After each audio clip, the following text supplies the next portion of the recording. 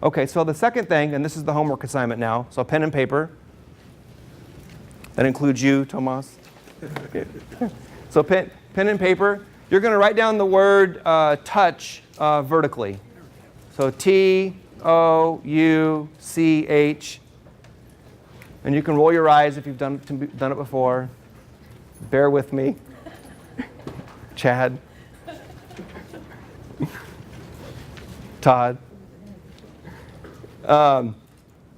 So as we go, he's obviously spells the word touch and making it, and I kind of believe that at the deepest sense and leading with my heart, that how you touch people's lives, how you make a difference in somebody's life, and how you touch them. And so I came up with an acronym a few years back that really makes a lot of sense, and I think it hits home again when I talk about where you are professionally and where you are personally. And making a difference in people's lives, and both as your profession and as an individual.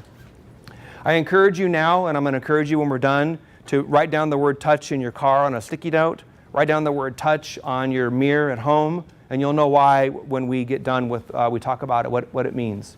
So as we talk about each of the letters, I want you to think about yourself. I want you to think about you as an individual. I want you to think about your business, the success of your business. And I want you to think about, maybe it's a different word that you'd put in place of each letter that we go through with the touch principle. So the first letter is T, and it's tell your story, tell it well, toot your horn, and be proud of who you are, be proud of what you are, and be proud of what you stand for. So those of you that wrote the word toot and looked up, good for you. And tell your story.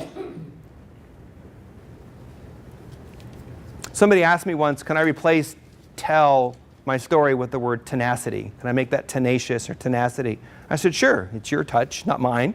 So if you think of a better word there, use it. The next one to write down is optimistic or optimism. Life is full of pessimistic poops. Right? That's P-O-O-P-S. Don't be a pessimistic poop. Always be optimistic. Always make that day the best day you possibly can be. And if you go through life being a pessimistic poop, you know what? No one wants to be around you. No one wants to be near you. You laugh, Sue, because you know plenty of pessimistic poops, right? Well, tell them not to be pessimistic poops anymore. So being optimistic every single day, every minute of every day, and every opportunity you have. Again, life's too short to be negative and to think about the negativity. If you're having a bad day, go back to bed. So the next word for you to write down is unconditional. This is a little bit of a challenge for everybody in the room except Sean. I'm sorry, it's not a challenge for everybody in the room except Sean because he's 10. When we're young and 10 years old, and we're 15 years old, and we're 20 years old, and then when we're 30 years old, as we get a little bit older, we want to impress everybody. We want to be the best we can be and be everybody's friend. So the word is unconditional. Did I tell you that?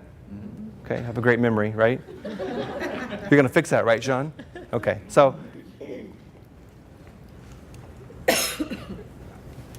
I challenge every one of you to have unconditional relationships with everybody that you meet. Life's too short to have barriers and walls.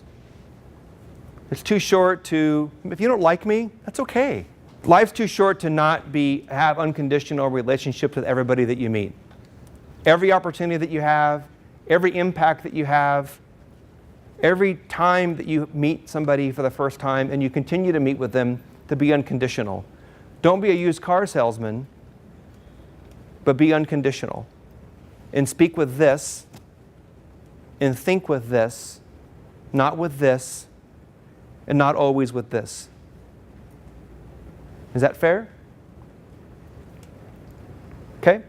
The next word is C for care.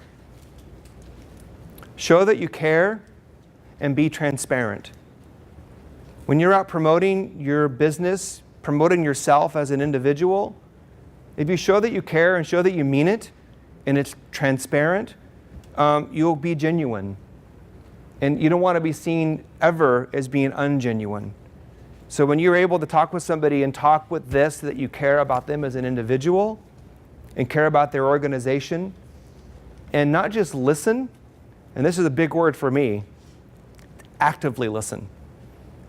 And that's listening on not what the sender, message receiver, on what you're hearing. It's much more on what are they wanting me to hear? What is that person saying that they want me to understand what they just explained to me? So when you have this, when you show that you care to them and show that you mean it, you will have a lifelong friend. And those of you that work in nonprofit organizations, I often talk about, we have 7 nonprofit clients. I often talked about the whole adage of friend raising versus fundraising.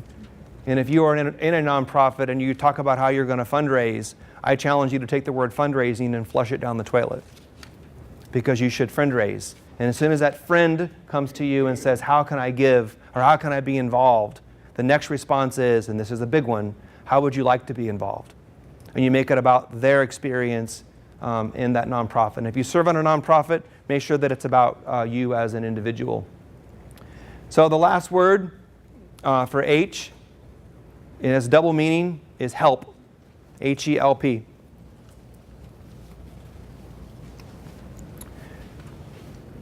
Everybody's willing to give help. Someone asks you for help, you're willing to offer your assistance. My challenge to you is when somebody offers you help, you say, sure. How often do we, if we drop something and somebody says, let me pick that up for you, and what do we say? No. I'll get it. One of the favorite things I like to do is take people to the airport. It's just one of my things. Somebody says they're going out of town. I'll say, can I take you to the airport? Especially if it's for a vacation. And I do that for a couple reasons. One, I think it's silly people have to pay to have to park. I think it's silly that if we have so many friends, why can't somebody take you and pick you up and then bring you to the airport and bring you home? It's easy. It's fun. And then when they get back from wherever they are, you get to hear the great story. And that has always made it great. Jim's probably looking at me like, well, how come you didn't? That's exactly what I was thinking. Yeah. Jim just got back from Guatemala. Yeah, on a mission. And I'm thinking to myself, I'm going to ask because I didn't have her to take her to the airport. Yeah. Put your money where your mouth is, Hayden, right? Yeah.